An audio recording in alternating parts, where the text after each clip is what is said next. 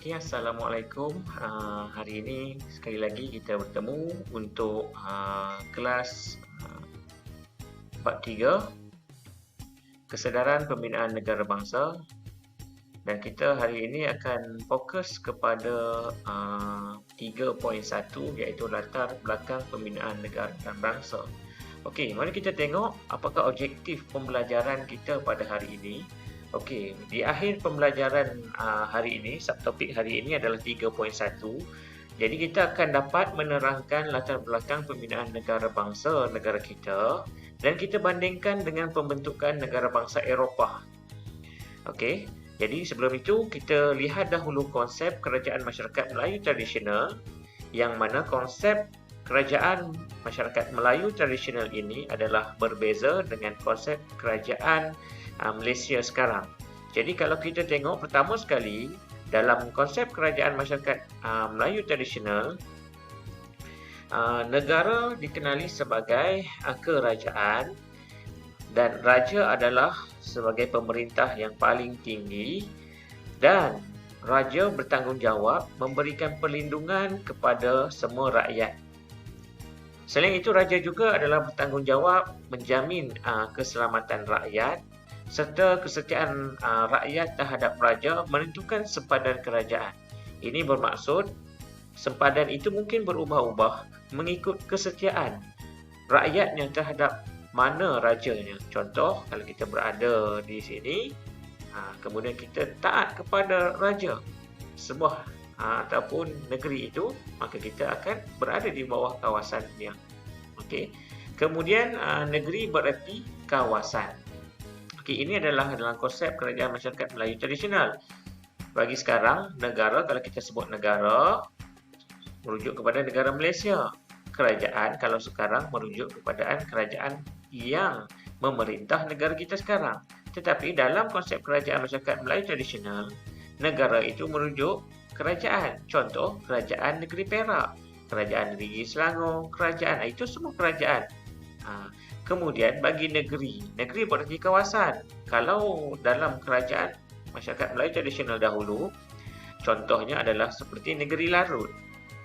Contoh. Sekarang kalau kita negeri Perak. So, itu ada perbezaan antara konsep kerajaan masyarakat Melayu tradisional dengan yang moden sekarang ini. Okey. Konsep bangsa Malaysia pula. Macam mana yang dikatakan bangsa Malaysia? Kita selalu sebut bangsa Malaysia, bangsa Malaysia. So, apakah konsep bangsa Malaysia? Konsep bangsa Malaysia pertama sekali adalah merujuk kepada sekumpulan manusia dalam satu ikatan ketatanegaraan. Dia tidak merujuk kepada satu bangsa, tetapi dia merujuk kepada sekumpulan manusia dalam satu ikatan ketatanegaraan. Seterusnya, bangsa Malaysia adalah masyarakat yang berbilang kaum. Kalau dalam negara kita ada 3 bangsa utama ataupun kaum utama, iaitu Melayu, Cina, India. Sabah Sarawak ada Bumi Putera. Okey. Konsep bangsa Malaysia juga merujuk kepada berlainan bahasa, berlainan budaya, kepercayaan dan pendapat terhadap keduniaan. Dan dibentuk melalui penggunaan bahasa kebangsaan. Di sini merujuk kepada bangsa ataupun bahasa Melayu ataupun bahasa Malaysia. Seterusnya, konsep bangsa Malaysia juga dibentuk melalui pengamalan budaya kebangsaan. Seterusnya, melalui konsep ataupun prinsip rukun negara. Kemudian, konsep bangsa Malaysia juga adalah kebebasan beragama. Okey, kita tengok pula pembentukan negara dan bangsa di Eropah. Kita ambil 2 negara. Pertama kita tengok Itali, kemudian kita akan tengok Jerman. Okey, di Itali, negara dan bangsa di Itali dibentuk pertama sekali apabila Count Camillo Benso di Cavour berusaha menyatukan Itali menjadi sebuah negara dengan mengamalkan realpolitik. Realpolitik ini bermaksud mewajarkan apa-apa cara seperti tipu helah, kekerasan, peperangan untuk mencapai matlamat politiknya. Maksudnya di sini realpolitik ini membenarkan apa jua cara untuk memastikan matlamat politik itu tercapai, tak kira baik ataupun buruk. Okey, penyatuan Itali ini berlandaskan pemerintahan monarki. Dan Count Camillo Benso di Cabo ini telah bekerjasama dengan Napoleon III, yang mana Napoleon III ini adalah pemerintah Perancis bagi menewaskan Austria. Okey. Melalui penghutang suara yang telah dibuat, Count Camillo Benso di Cabo telah bersetuju untuk ataupun memperolehi sokongan majoriti rakyat untuk menyatukan Itali. Itulah bagaimana pembentukan negara dan bangsa Itali berlaku. Okey, disebabkan itu Count Camillo Benso di Cabo telah menyatukan Rom dan juga Itali bagi membentuk negara bangsa setelah Perancis mengundurkan tenteranya daripada Rom. Maksudnya ketika sebelum ini Rom itu di bawah Perancis dan Perancis telah menyerahkan kembali Rom kepada Itali. Okey, di Jerman pula kalau kita tengok, di Jerman lebih kurang sama macam di Itali tadi. Otto Eduard von Bismarck telah mengamalkan apa yang dikenali sebagai real politik tadi, ya, serta ditambah dengan politik darah dan besi untuk menyatukan Jerman pada tahun 1871. Okey, Bismarck telah menggunakan pelbagai teknik seperti tipu helah, pemalsuan dokumen, provokasi, penipuan, ugutan untuk mencetuskan peperangan. Okey, inilah yang digunakan oleh Bismarck untuk memastikan bangsa Jerman ini bersatu hati untuk membentuk negara dan bangsa mereka. Okey, disebabkan itu rakyat Jerman telah bersedia menerima satu kediktatoran Bismarck untuk menyatukan Jerman. Maksudnya rakyat Jerman ni bersetuju untuk menerima kekejaman Bismarck untuk menyatukan Jerman. Okey, dan Bismarck telah menggunakan isu membenci kuasa asing. Maksudnya di sini adalah Bismarck memastikan rakyat ataupun bangsa Jerman ini membenci bangsa lain. Dengan cara ini dia akan dapat membangkitkan semangat rakyat Prusia di medan pertempuran ataupun medan perang.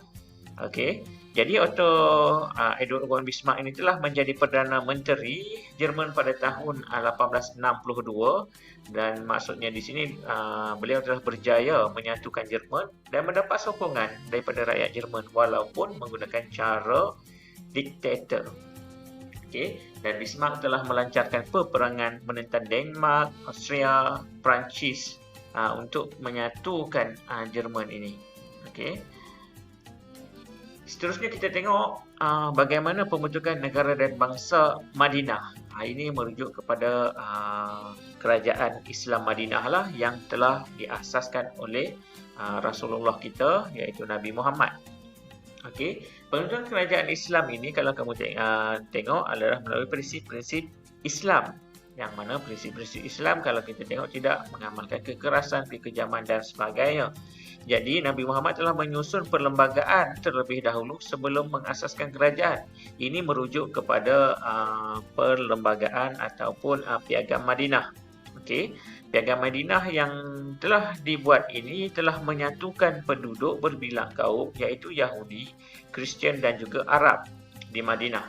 Ini menunjukkan bahawa konsep ini lebih kurang sama apa yang berlaku di Malaysia, iaitu konsep bangsa Malaysia tadi.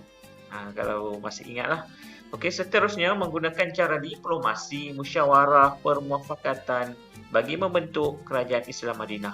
Maksudnya tidak sama seperti yang berlaku di Jerman, menggunakan kekerasan, tipu helah dan sebagainya. So tidak sama. Dan di Madinah juga pembentukan kerajaan Islam ini disebabkan oleh amalan kerjasama dan permufakatan antara pemimpin dengan pemimpin dan antara pemimpin dengan rakyat.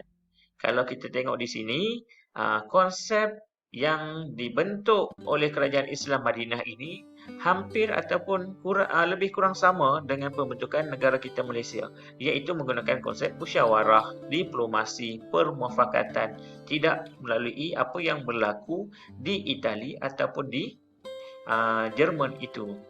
Okey. So itu saja kelas untuk hari ini. Sekian, terima kasih.